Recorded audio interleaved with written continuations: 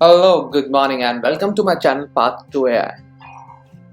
Today we are going to talk about what is a computer program.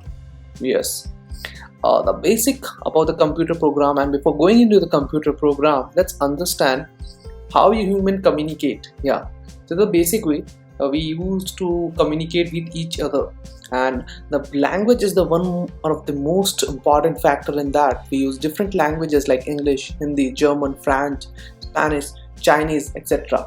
So all these languages help us to communicate what we really want to say to each other.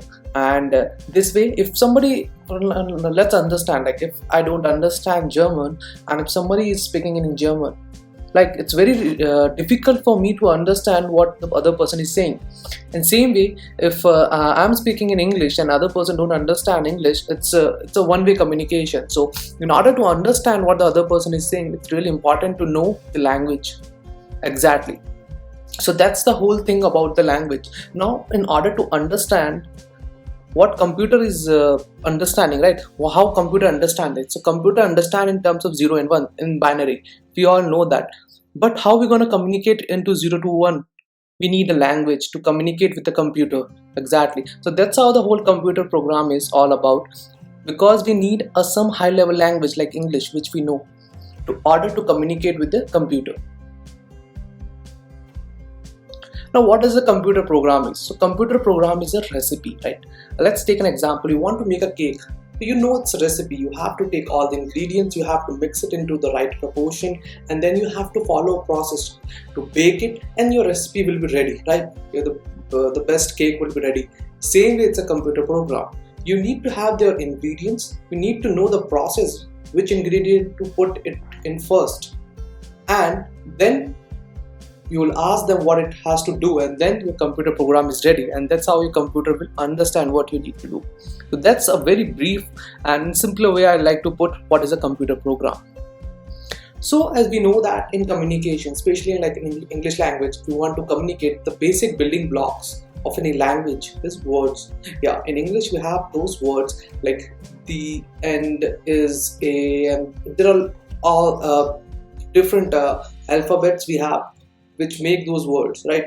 But how that a computer language will have those components? Yeah, so the computer program has different components in it, which it's a building block for them, which are numbers, string, and there are different operators. Like if you want to perform some operations, and a lot of different variables we have, attributes we have, functions. So these all are the building blocks of programming language. So what are the basic aspects of language? So it's relevant to all the different languages we have. For example, English, and we'll take an analogy for our programming language. For example, cat, dog, boy. So all these words are relevant in English language, but they are not syntactically valid, right? Because they doesn't make you any sense, right?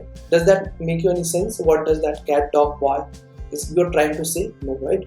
But let's make a sentence like cat, boy. So that means it makes some sense and giving you some meaning. So that means they are syntactically valid. It means that is grammatically correct, if I like to put into that sense. Now for programming language, this is all the syntactic way, like it has to be right. Otherwise program won't understand what you are trying to say. Whether it makes a meaning or not, that's a separate thing. But if it is not syntactically valid, computer program will throw an error. So like for example, I want to write hi 5 times. If I do hi and 5, computer won't understand it, right? Because it's a string and you're writing 5. Both are different in nature. In the next case, if you are doing any operation like 3.2 into 5, that's a mathematical program and mathematical operation, and both the elements are numeric in nature and it will give you an output. Same way, we have a static semantic. Semantic is more towards the meaning. If it conveys a meaning, like I are hungry. So that's a wrong sentence because it's grammatically wrong. Because you have to say that I am hungry, because that's how English language is. And similarly, in that sense, if you write a program which might be syntactically valid, right?